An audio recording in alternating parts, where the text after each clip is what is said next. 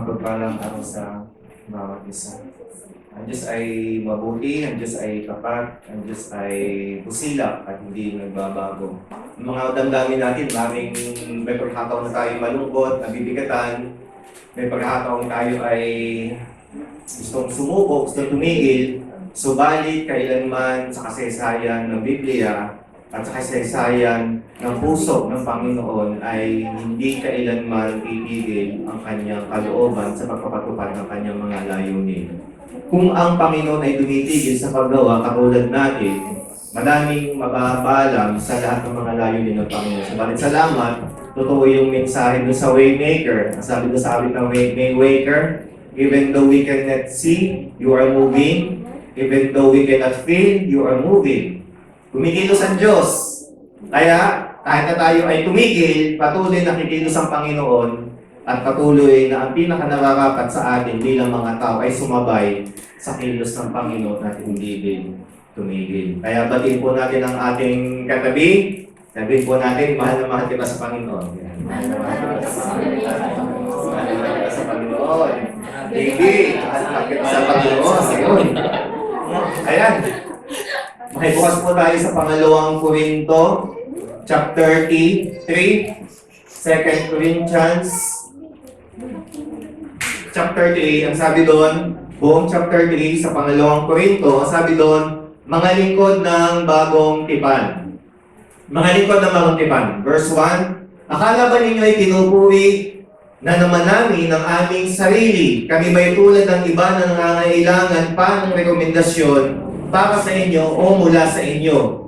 Kayo mismo ang aming sulat ng rekomendasyon. Nakasulat kayo sa aming puso upang makilala at mabasa ng lahat. Ipinapakita ninyo na kayo ay sulat ni Kristo na naipadala niya sa pamamagitan namin, hindi nakasulat sa tinta, kundi sinulat ng Espiritu ng Diyos na buhay at hindi sa mga tapyas ng bato, kundi nakaukit sa puso ng mga tao. Nasasabi namin ito dahil kami ay may pagtitiwala sa Diyos sa pamamagitan ni Kristo. Kung sa aming sarili lamang ay wala kaming kakayahang gawin ito. Subalit ang aming kakayahan ay kaloob ng Diyos. Binigyan niya kami ng kakayahang maging lingkod ng bagong tipan, isang kasunduang hindi ayon sa kautusan na kasulat, kundi ayon sa Espiritu. Sapagkat ang kautusan na kasulat ay nagdudulot ng kamatayan, ngunit ang Espiritu ang nagbibigay buhay nang ibigay ang pautusan na kaukit sa mga tapyas ng bato na hayag ang kaluwalhatian ng Diyos, kaya hindi matingnan ng mga Israelita ang mukha ni Moises kahit na ang liwanag na iyon sa mukha niya ay pansamantala lamang. Kung ang paglilingkod na batay sa kautusan na kaukit sa bato at nagdala ng kamatayan ay dumating na may kalapit na gayong kaluwalhatian, gaano pa kaya ang kaluwalhatian ng paglilingkod ayon sa Espiritu? Kung may kaluwalhatian ng paglilingkod na nagdudulot ng hatol ng kamatayan, lalo pa ang maluwalhati ang paglilingkod na nagdudulot ng pagpapawalang sala. Dahil dito, masasabi natin ang dating kaluwalhatian ay wala na sapagkat napalitan na ito ng higit na maluwalhati. Kung may kaluwalhatian ng lumilipas, lalong higit ang kaluwalhatian ng nananatili magpakailanman.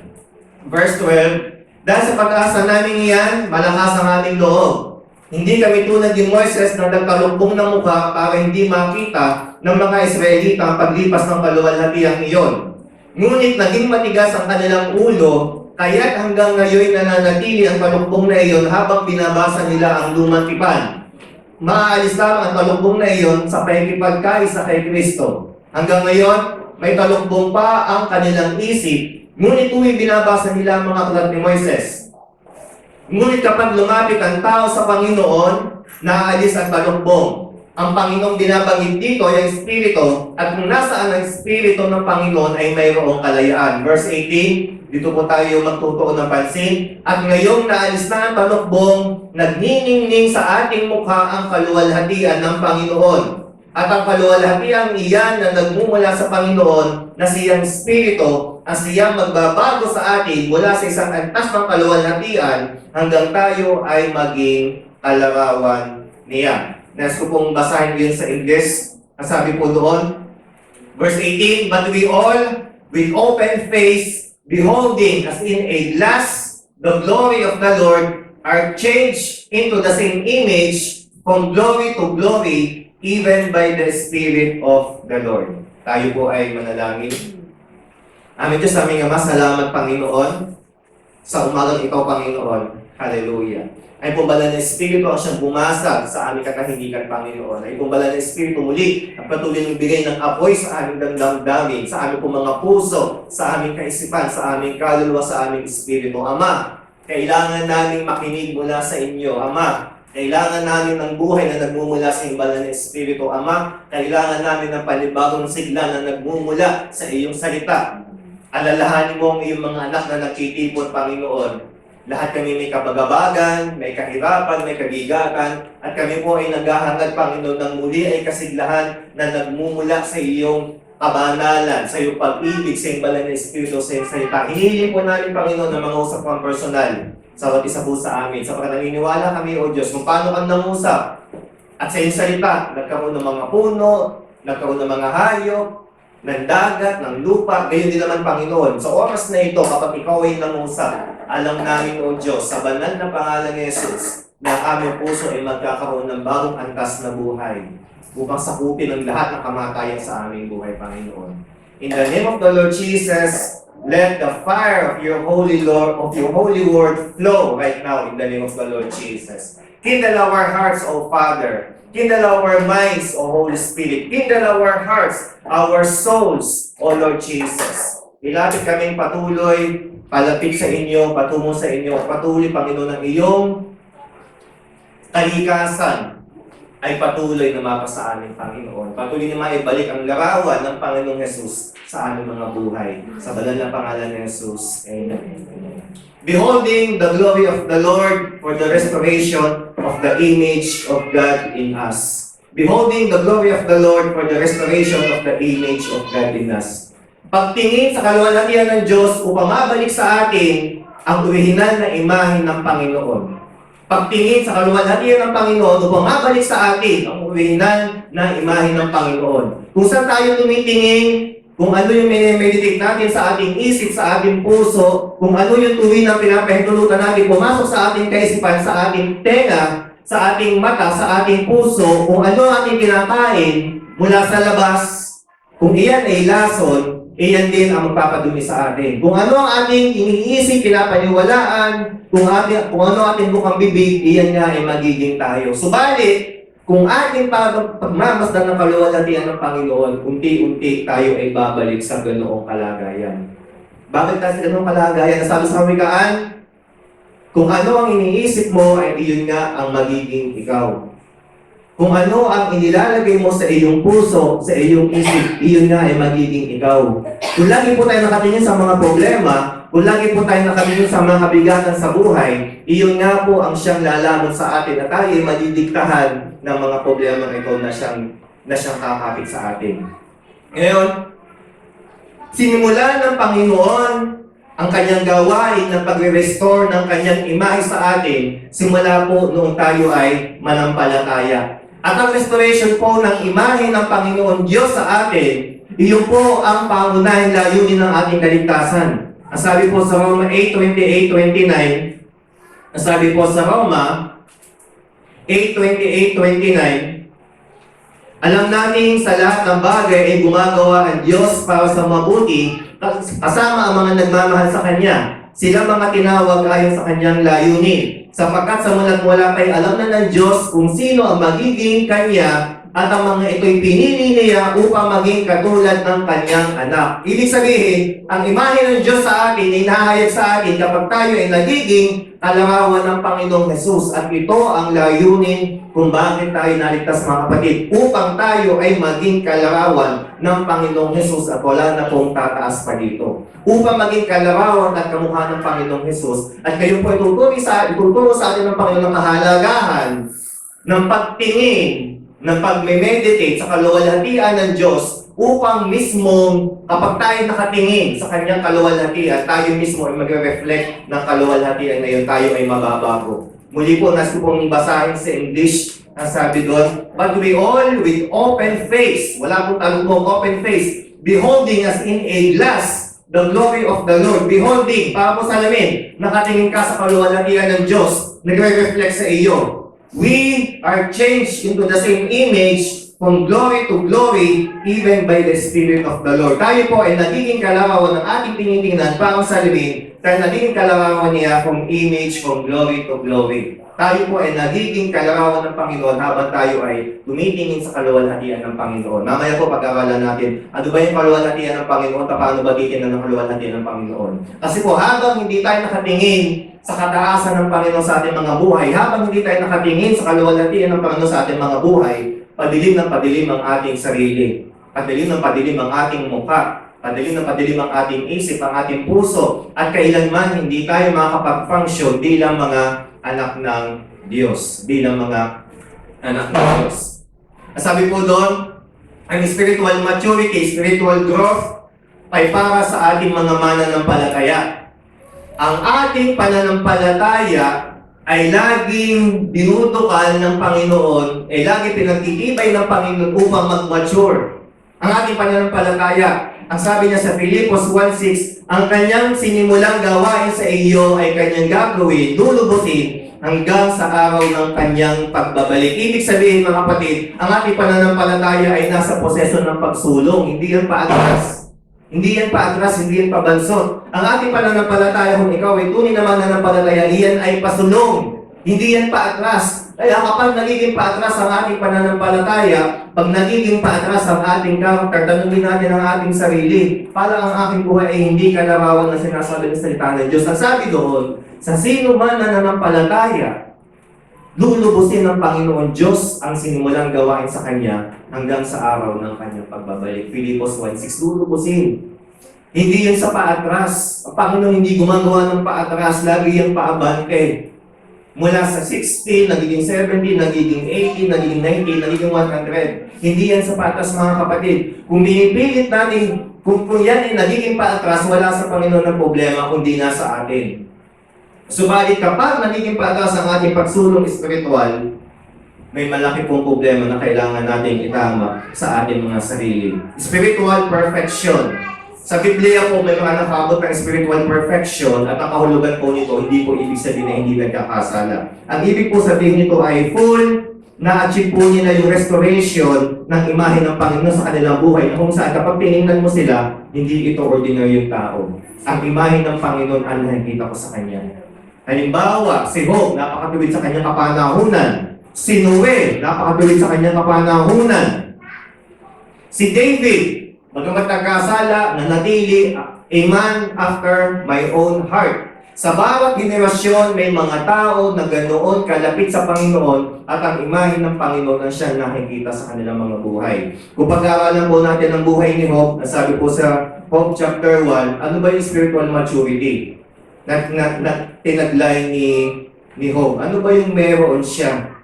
Bakit siya naitangi? Bakit siya kinilala yung kanyang pagiging matuwid at kabanalan? Ano yung na-achieve niya na pwede rin nating ma-achieve? At sa katotohanan lamang, pwede pa nating malagpasan dahil tayo nasa panahon ng bagong tipan. Sabi doon, Job chapter 1, verse 1 to 5, may isang lalaki na nakatira sa lupain ng Uz na nagngangalang Job. Siya ay isang mabuting tao, sumasamba sa Diyos at umiiwas sa masamang gawain. Mayroon siyang 7 anak na lalaki at 3 anak na babae. Marami siyang tagapaglingkod at siya ang pinakamayaman sa buong silangan. 7,000 ang kanyang tupa, 3,000 ang kamelyo, 1,000 ang baka at 500 ang asno.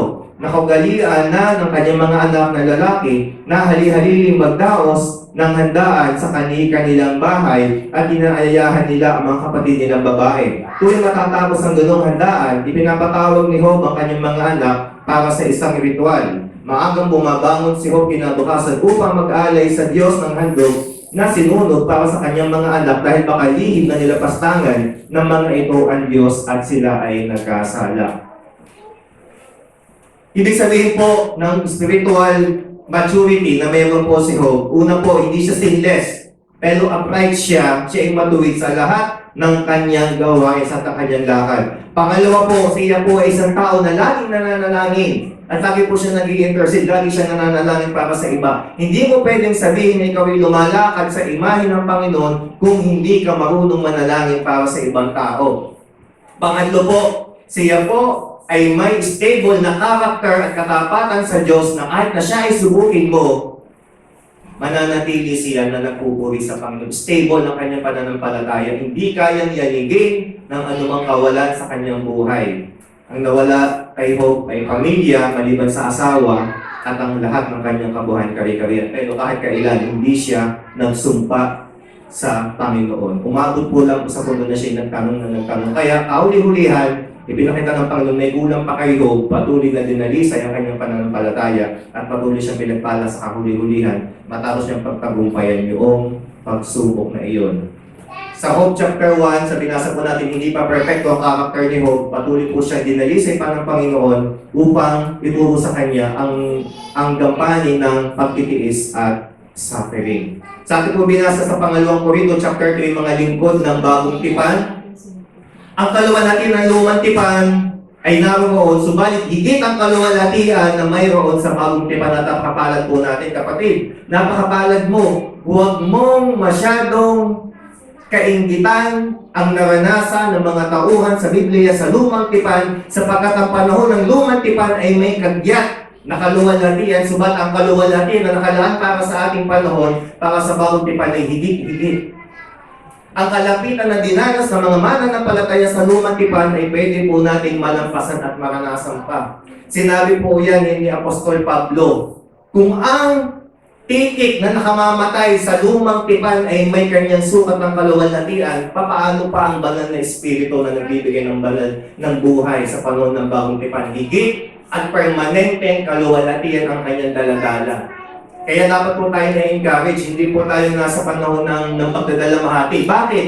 Sa kabila ng lahat ng kahirapan na nararanasan natin, higit ang kaluwalhatian na bumabalot ngayon sa mga anak ng Diyos, higit sa naranasan ng sino mang propeta, ng sino mang lingkod ng Diyos sa panahon ng lumang tipan. Kung nakakamanghay naranasan ni Moises, kung namamanghay naranasan ni Daniel, kung nakakamanghay naranasan ni David, ang kapatid, sinasabi natin ng banal na kasulatan, tayo ay lingkod ng bagong tipan. Nasa panahon po tayo ng bagong tipan. Higit-higit na nag-uumapaw na biyaya at kaluwalhatian. Inalis na ang talukbong sa ating mga mukha upang tayo ay makalapit ng direktahan sa Panginoon. Na sa panahon ng lumang tipan, hindi nila nararanasan. Hindi nila nararanasan. Isa pa pong katotohanan sa ating binasa, tayo po ay natatransform, nababago sa isang antas ng kaluwalhatian patungo sa panibagong antas ng kaluwalhatian sa pamamagitan po ng pagtingin sa Panginoon. Pagtingin sa kaluwalhatian ng Panginoon. Pag sinabi kaluwalhatian ng Panginoon, kanyang kagandahan, kanyang kabanalan, kanyang kataasan. Kaya tayo mga tao, madali tayo naaakit. Ano yung kinakailita ng mga kabataan yan? Madalas natin tinitingnan. K-pop, K-drama. Bakit? May mga glory sila na ipinapakita na maningning sa pamantayan ng salibutan. Ano? Yung gwapong mga mukha ng mga lalaki ngayon, BTS, EXO, yung kanilang galing sa pagsasayaw, yung kanilang mga kutis, yung kanilang magagandang mukha, yung kanilang kasikatan, tinitingnan nyo yung mga kabataan. At hindi naman talaga interesado yung mga kabataan na yun sa kung sino yung mga taong yun. Inuusisa na lang nila. Ang totoo ng dahilan kung bakit nila tinitingnan ng mga taong yun ay hindi dahil sa kanilang personalidad, kundi dahil sa kagandahan na kanilang nakikita sa mga tao na yun. Sa panlabas, husay sa pagsasayaw, husay sa pag-awit, kagwapuhan, kagandahan. Kaya tayo ay tumitingin sa mga bagay na yun. Saan pa? Ang ating tinitingnan na nakakapukol sa ating atensyon, mga bagong modelo ng cellphone, mga bagong damit, ayun, sa mga fashionista, sa mga mayayaman, kapag may trending, agad nilang tinitingnan iyon. Ibig sabihin, may kanya-kanyang kaluwalhatian ng bawat bagay. At kapag iyon na ang ipinako mo ang iyong atensyon doon, iyon na nga ang sukat ng iyong puso. Iyon na yung worth, iyon na yung halaga na mayroon ng iyong puso. Kaya po totoo yung prinsipyo. Nakakahawa yan. Araw-araw, meron tayong impartation. Pagsasalin na nangyayari sa isa't isa. Ang sabi nga doon, birds of the same feather flock together. Kapag nagsasama-sama isang kulumpo ng mga ibon, pare-pareho yung uri ng mga yan. Sila ay nagkakawan sa kanilang sarili. Ibig sabihin, Pag ikaw ay sumama sa kalipunan ng mga chismosa, maya-maya, chismosa ka na rin. Pero pag ikaw ay sumama sa kalipunan ng mga banal, nahahawa ka. Nakakayang ilabas yung pagiging chismosa mo. Hanggang sa bandang huli, ikaw ay hindi na nagiging chismosa. Pero kapag sobrang lakas ng impluensya mo, sabi nga doon, sa isang, kamatis, kapag may isang bulok na bunga na ilagay doon, lahat yung nagiging bulok. Ang ibig sabihin, naghahawahan. At mga kapatid, sa panahon natin na ito, ang pinakamalaki na impartation na pwede nating maangkin sa ating sarili ay walang iba kundi ang puso ng Panginoon Diyos. Wala nang iba. Kaya ang panalangin ni Moises, Exodus 33 verse 18, Lord, show me your glory. Lord, show me your glory.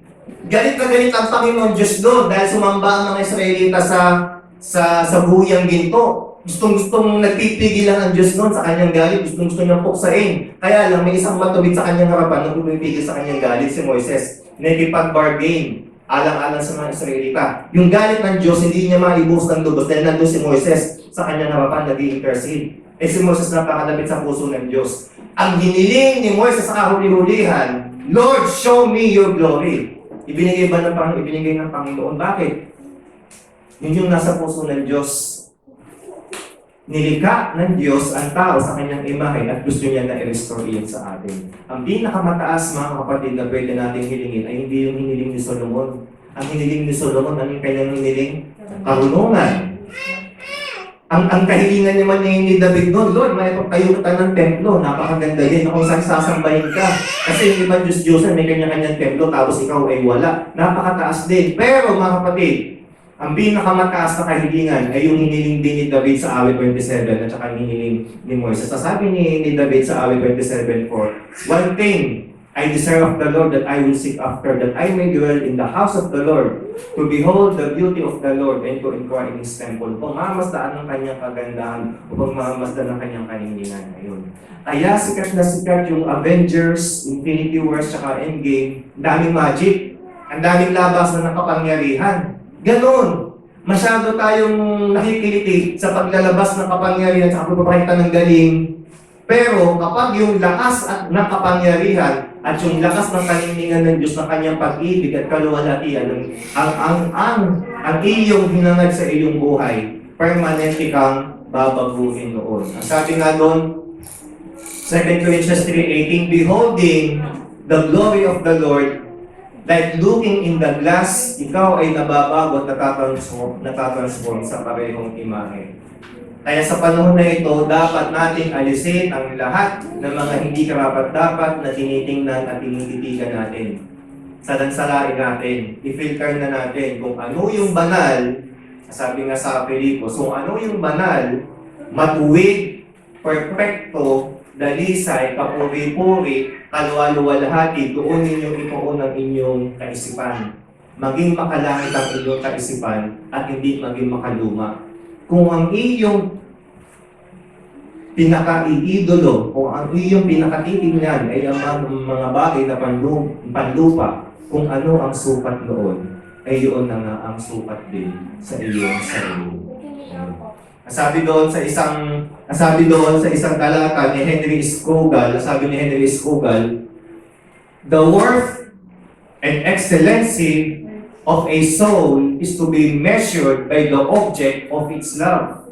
Henry Scougal, leading quote, the worth and excellency of a soul is to be measured by the object of its love. Ang sukat daw ng kataasan, ng kahalagahan ng isang kaluluwa ay masusukat mo kung ano yung pinaka-iibig-ibig niya. Kung ang kanyang pinaka-iibig-ibig yung kanyang sasakyan, presyuhan mo ang sasakyan na yun din ang presyo ng kanyang kaluluwa. Kung ang sasakyan na yun ang kanyang pinaka-iibig-ibig ay 5 milyon, yun din ang kahalagahan ng kanyang kaluluwa. Kung ang pinaka-iibig-ibig na isang tao ay ang kanyang asawa, hindi siya mabubuhay nang wala ang kanyang asawa. Kung ano halaga ng kanyang asawa, yun din ang kanyang halaga.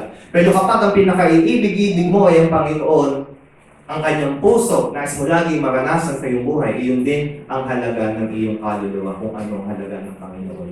Kaya napakataas. Napakataas. Papaano ba tayo titingin sa kaluwalhatian ng Panginoon? Verses 15 and 16, paano ba natin pagmamasdan ang kaluwalhatian ng Panginoon? Ang susi po, verse 15 and 16, na sabi po doon, verse 15 and 16, hanggang ngayon may talukbong pa ang kanilang isip tuwing binabasa nila ang mga aklat ni Moises. Verse 16, ngunit kapag lumapit ang tao sa Panginoon, naaalis ang talakbong. Ang susi po sa pagtingin sa kaluwalhatian ng Panginoon ay ang paglapit sa Panginoon. Drawing near to God. Drawing near to God. Yung po yung susi sa pagtingin sa kaluwalhatian sa Panginoon. Ilapit natin ang ating sarili sa Panginoon. Alam po ninyo, sakop ng Diyos ang lahat. Pero may pagkakataon nagmamanifest yung kanyang presensya. Halimbawa ay dito. Halimbawa ay dito, nagmamanifest siya. Bakit? Naririto yung prayer meeting, naririto yung don't watch. Anong gagawin mo? Lalapit ka doon, nagpupunta ka upang ikaw ay makalapit sa Kanya. At kapag ikaw ay nasaturate ng presensya ng Panginoon, kaya mong dalhin ang presensya ng Panginoon sa ibang lugar kung saan ka pumunta. Charles Finney, ang testimony ni Charles Finney, kapag siya ay nanalangin, kapag siya ay nag-worship, bumababa ang kaluwalhatian ng Panginoon at dala niya yun. Nalimutan ko na po yung sukat. Pagpalagay po natin na 1 mile. 1 mile radius sa kanyang paligid. Perimeter. Ang mga tao ay nagsisisi, ang mga tao ay lumuluha kahit hindi siya napapahinggan ng mag-preach. Bakit? Sa subang lapit niya sa Diyos, kapag siya ay pumunta sa isang lugar at siya ay nanalangin, nagpuri sa Diyos, nagmamanifest yung glory ng Panginoon sa kanyang buhay. Nagsisisi ang mga tao sa kanyang paligid kahit hindi mapahinggan ang kanyang pangangaral. Nasa history po yung ganoon siya kalapit sa Panginoon para siyang si Moises. Matapos na ipag-usap ni Moises sa Panginoon sa Sinai ng 4 araw, naka-fasting, nagliwanag ang kanyang mukha, tinakluban ang kanyang mukha ng pantakip, dahil nung siya'y bumaba, nagliliwanag ang kanyang mukha at natatakot sa kanyang mga tao. Ganun, mga kapatid. Higit na pag-usap mo sa Panginoon, higit na paglalaan mo ng intimate moment sa Panginoon, na i-impart sa iyo yung kanyang glory, na i-impart sa iyo yung kanyang kaluwalhatian. Tinataglay unti-unti ng puso mo ang pag-ibig niya. Tinataglay unti-unti ng isipan mo, isipan niya. Kung paano mag-isip ang Panginoon, nagiging ganun ka na rin mag-isip. Kung paano dumamdam at maging emosyonal ang Panginoon, ganun ka na rin maging emosyonal.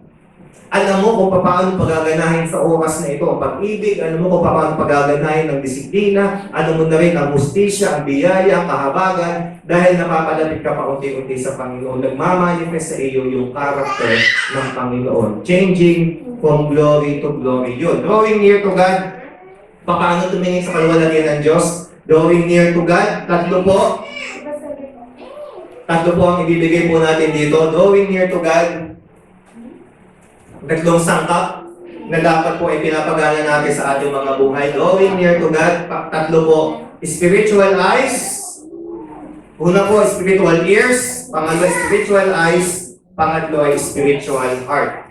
Spiritual ears, spiritual eyes, spiritual heart. Kailangan po ang tatlong ito ay pinagagana natin sa paglapit natin sa Panginoon. Spiritual na tenga, spiritual na mata at ang ating spiritual na puso. Kailangan po lahat ng yan ay buhay, masigla, at nakatune in sa Panginoon.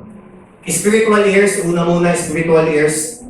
Ang ibig po sabihin nito ay listening and obeying. Pakikinig at pagsunod. Ang pakikinig po ay lubang napakahalaga sa Panginoon, Panginoon Diyos, kay Jesus at sa banal na Espiritu. At ito po ay laging nakatali sa pagsunod. Ang spiritual listening po, ang spiritual ears, ang listening po ay laging nakaumpong sa pagsunod. Nasabi po sa pahayag, nung sumulat ang Panginoong Jesus sa 7 iglesia, makinig ang may pagdinig.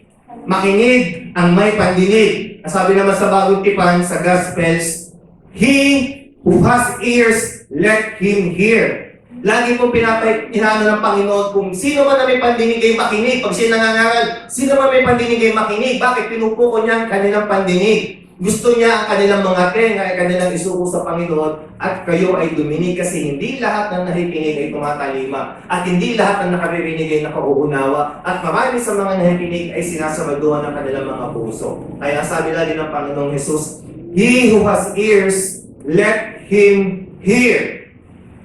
Kapag po ang Diyos ay nagsalita, lagi pong may prinsipyo ng pagsunod.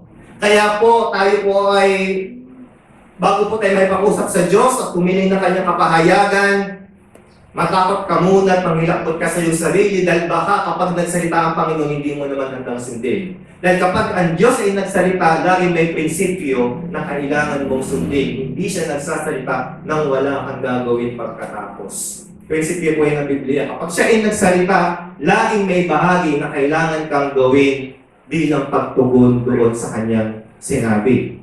Ang sabi po doon sa Santiago 1, 22 to 25, Santiago 1, 22 to 25.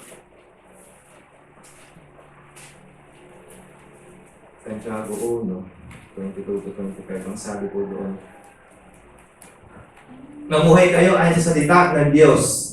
Kung ito'y pinapahinggan lamang ninyo, ngunit hindi sinasagawa, dinadaya ninyong inyong sarili, sapagkat ang nakikinig sa ng salita, ngunit hindi sumusunod dito ay katulad ng isang taong tumitingin sa salamin at pagkatapos makita ang sarili ay umaalis at kinakalimutan ang kanyang anyo. At ang taong nagsasaliksik at nagpapatuloy sa pagsunod sa utosang ganap na nagpapalaya sa tao ang pagpapalain ng Diyos sa lahat ng kanyang gawain. Siya ang taong gumagawa at hindi siya katulad ng nakikinig lamang at pagkatapos ay nakakalimot. Alam po ninyo ang pakikinig na may kalakip na pagsunod. Pag po yun na practice natin, iaangat tayo na sa ating relasyon sa Panginoon. Ang mga dakilang tao sa lumang tipan at bagong tipan, umangat sila sa relasyon nila sa Diyos at nalampasan nila ang maraming mananampalataya sa kanilang paligid. Sa simpleng prinsipyo ng pakikinig at pagsunod. Bakit? Nangungusap ang Diyos sa maramihan. Ang unti ng sumusunod. Ang unti ng handa ang tenga. Ang unti ng inihahanda ka ng isip at puso. Nangungusap ang Diyos sa maramihan, kakunti ang tumutugon. Nagpakitang muli ang Panginoong Yesus sa kanyang muling pagkabuhay sa 500 higit na tao. Nag-announce siya, pumunta kayo sa Jerusalem, ibababa ko ang kapangyarihan, ang banal na Espiritu, upang kayo ay bigyan ng kalakasan upang umayo. Sa 500 mahigit na yon na nakakita na si Jesus ay namatay at muling nabuhay. Sa 500 na yun, ang sumunod lang ay 120. Kung ikaw ay isa sa mga disipulo ng Panginoon at nakita mo na si Jesus, nabalitaan mo siya ay namatay, tapos siya ay muling nabuhay at siya ay nagkaroon ng invitation, pupunta ka ba? Ayun. Ang tigas ng puso ng tao, hindi siya marunong makinig at tumalinga.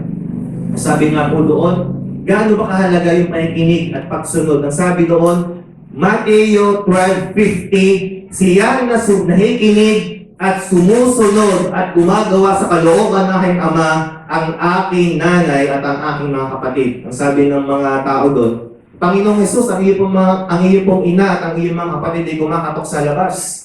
Kumakatok, gustong pumasok. Ang sabi ng Panginoong Jesus, sila na nakikinig at gumagawa ng aking kalooban ang siya kong ina at mga kapatid. Ibig sabihin, pag pala ikaw ay nakikinig at sumusunod sa kalooban ng Diyos, nasa iyo ang tatak, kabilang ka sa pamilya ng Diyos. Talagang taglay mo yung pagiging anak ng Diyos kapag ikaw ay marunong makinig at sumunod sa Kanya. Si Maria, tsaka si Martha abalang-abala.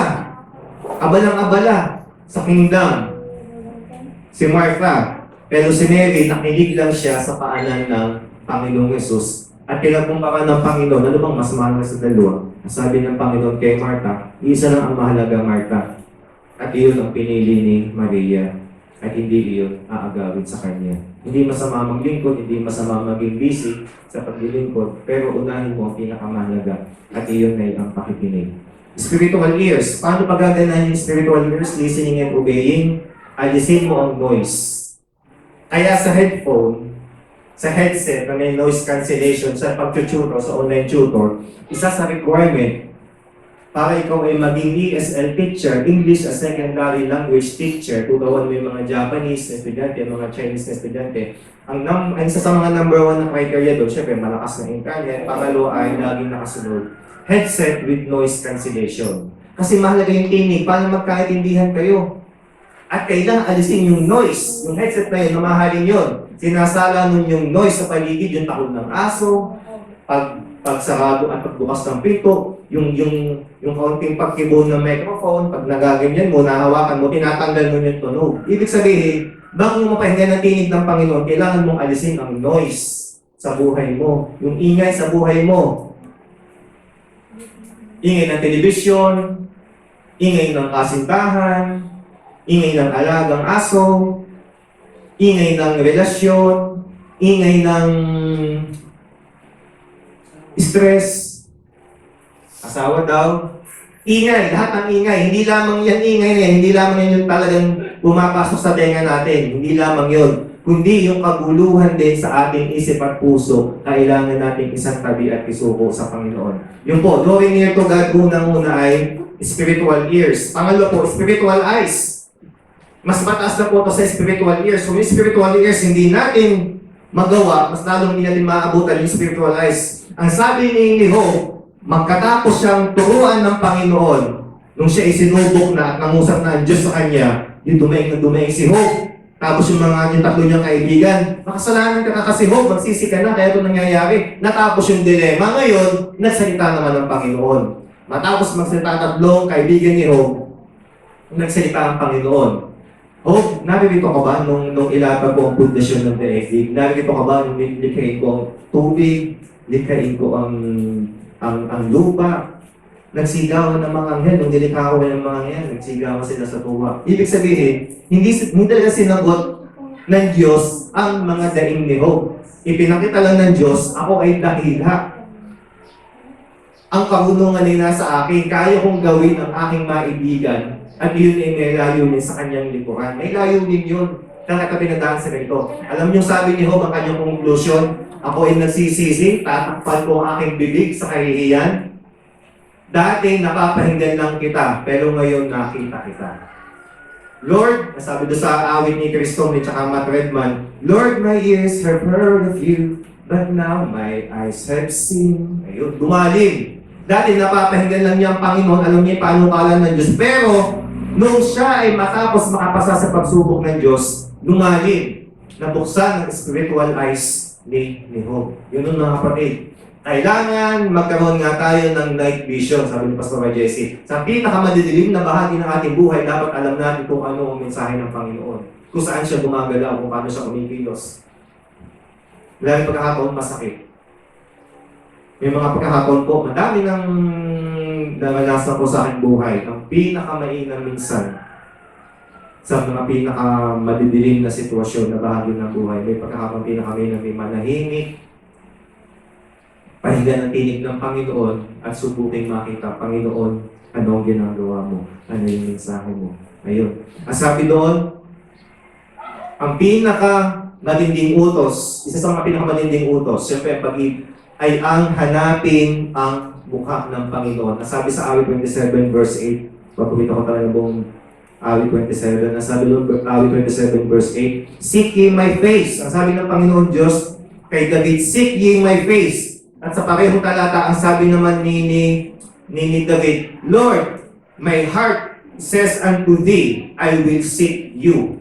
Hahanapin kita. Kung talagang umiibig ka sa Panginoon, hahanapin mo ang kagandahan ng kanyang mukha.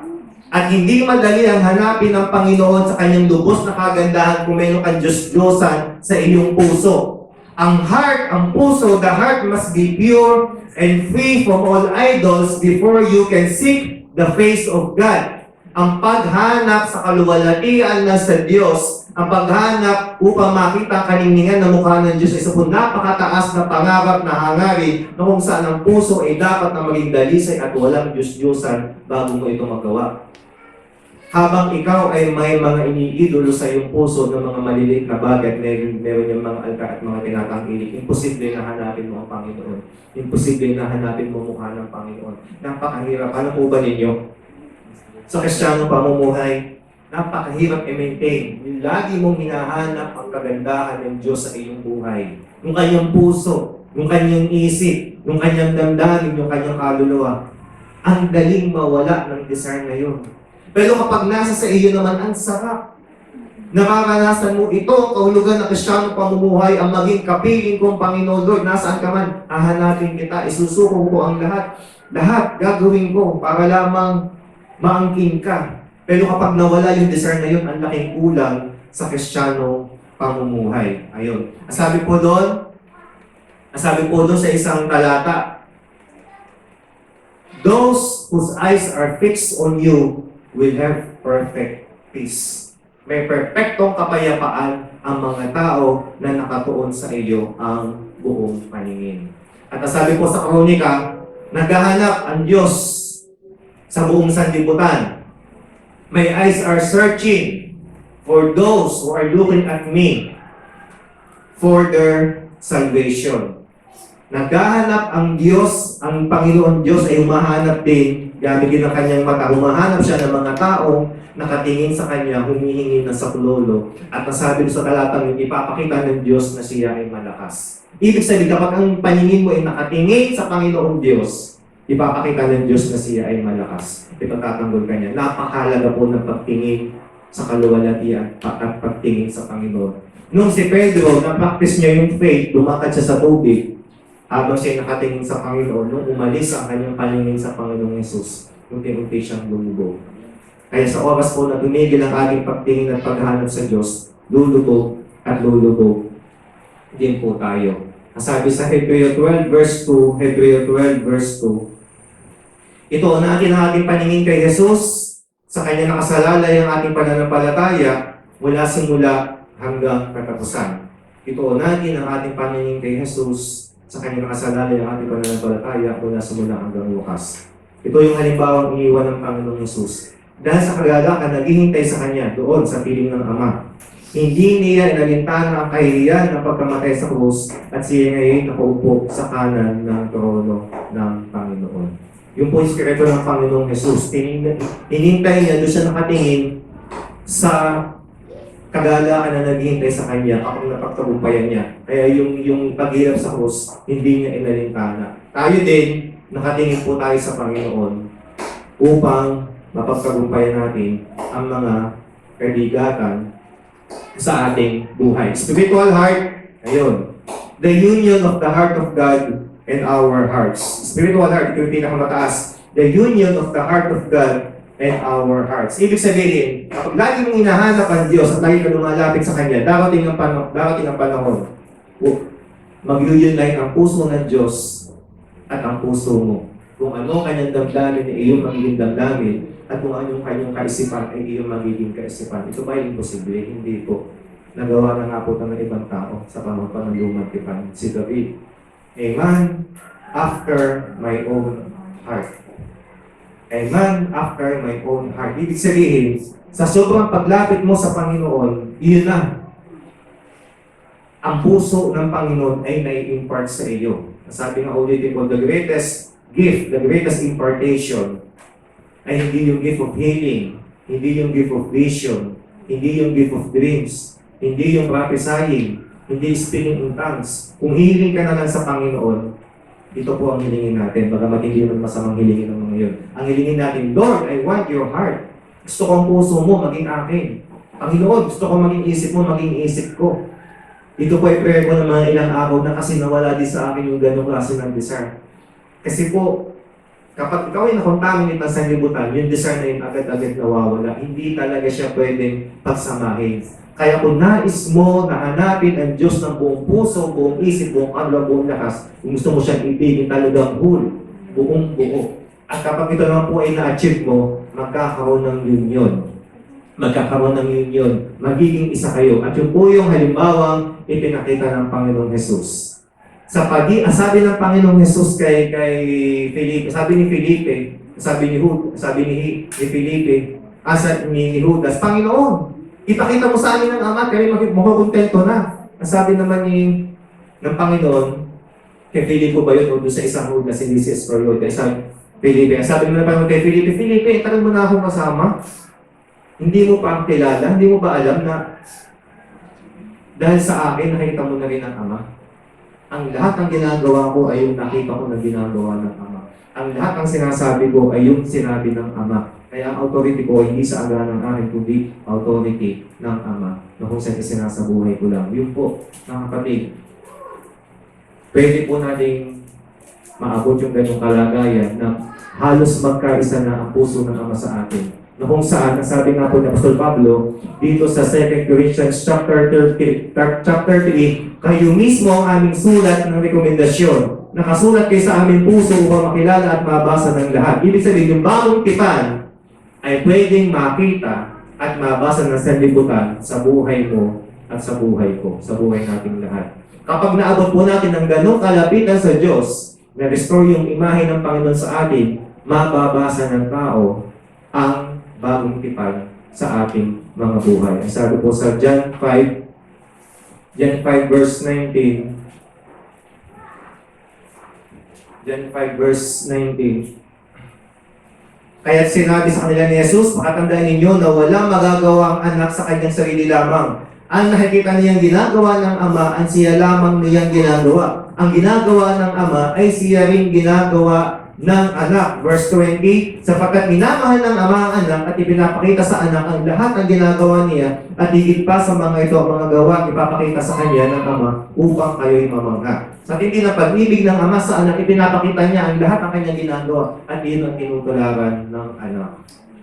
Kaya sa ating mga buhay, tingnan natin, naisulat na ang ginawa ng Ama at ang ginawa ng anak, naisulat na. Babasahin na lang natin, uunawa, natutularan. Nang sa ganun maging lubos at maging kaisa ang ating puso sa Panginoon. John 5:30, wala akong magagawa sa sarili ko lamang. Umahatol ako ayon sa sinasabi sa akin ng Ama, kaya patuwid ang hatol ko. Hindi ang sarili kong kalooban na aking sinusunod, kundi ang kalooban na nagsugo sa akin. Hindi ang kalooban ng anak, kundi ang kalooban ng Ama na nagsugo sa kanya. Chapter 8, verse 29. Chapter 8, verse 29. At kasama ko ang nagsugo sa akin at hindi niya ako iniiwan, sapagkat lagi kong ginagawa ang kalugod-lugod sa kanya. Chapter 14, verse 20. Lahat po ito ay sa Juan. Chapter 14, verse 20. Ang sabi po doon, sa araw na iyon ay malalaman ninyo ako'y nasa Ama at kayo na may nasa akin at ako'y nasa inyo. Ayun. Kung paano si Jesus ay kaisa ng Ama, tayo din pinapangarap ng Panginoon Jesus na maging kaisa niya. Kaya mga kapatid, kapag nalubos ang kalapitan natin sa Ama, dahil lagi natin siyang minimeditate ang kanyang kagandahan ng kanyang puso, ang laman ng kanyang isip at lamat ng kanyang puso, dapat yung panahon. Kung anong iniisip ng Ama ay siyang iniisipin natin. Kung ano yung kanyang sinasalita ay siyang isasalitain natin. Kung ano ang kanyang ginagawa ay ginagawa natin at malulubos ang kahulugan ng ating kaligtasan. Ang purpose ng ating kaligtasan malulubos ang tayo ay maging kalarawan at kaimahe ng Panginoong Jesus. Ayun, si David, a man after God's own heart, ang Panginoong Jesus, perfectong larawan, image of God. At tayo din po, Romans 8:28-29, maging kalarawan ng Panginoong Jesus. Ibig sabihin, hindi imposible. Kung ano pala ang Diyos sa kanyang character kabanalan, pwede po pala nating maabot. Hindi pa po pala yun hinahadlangan ng salita ng Panginoon. Tayo ay umawit, ngayon isang awit. Pwede. Kahit anong awit? Hindi namasdan ka. Sige, ha?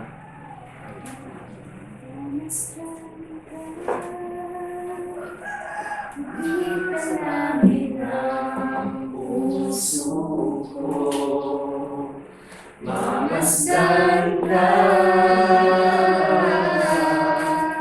ang tanging ninanais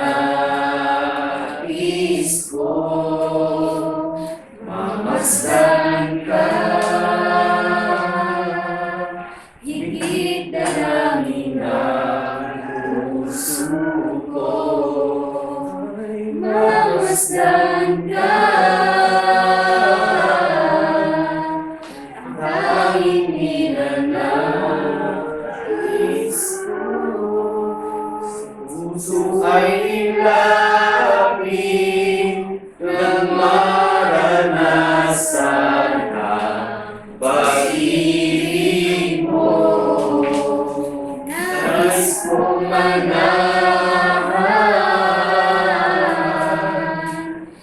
piling ko. Puso ay hilapin ng maranasan ang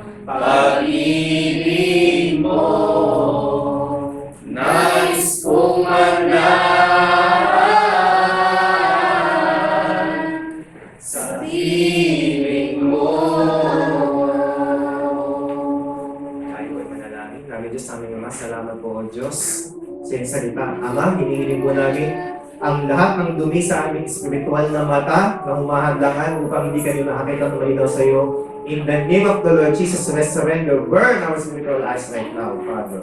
Burn our spiritual eyes, O Father. Lahat ng hinihingi namin sa flesh, sa sanlibutan na ito, nakaakit-akit, na aming tinatanggilik, burn right now in the name of the Lord Jesus. And even our spiritual ears, O Diyos, ang lahat na tinatangkilik na aming pandinig na hindi kaluwalhati sa iyo, na hindi kalugod-lugod sa iyo, yung wasakin, Panginoon. Burn our spiritual ears and even the impurities, Panginoon, in the name of the Lord Jesus Christ. Hallelujah. Even our hearts, O Father, burn our idols, O Father. Burn our altars, O God. Burn every idolatry na nakita mo sa aming mga puso. Ang lahat ng pagtingin namin sa aming po nakikita, napapahinggan, ang lahat ng aming mga idolo, mga Diyos-Diyos ang panginiwasakin sa aming mga puso. Lord, grant unto your servants a new set of spiritual ears, a new set of spiritual eyes, new spiritual hearts, O Father. Hallelujah. Tulungan mo kami, O Diyos, na maging bahagi ang Hope Christian Fellowship na sa iyong muling pagbabalik matagpuan mo ang iglesia ito, Panginoon, na bahagi ng iyong katawan na talagang walang balik at walang lumis, Panginoon, na tuloy na naghahandog ng aming mga buhay sa iyo. Marami pong salamat sa pangalan ng Panginoon Jesus.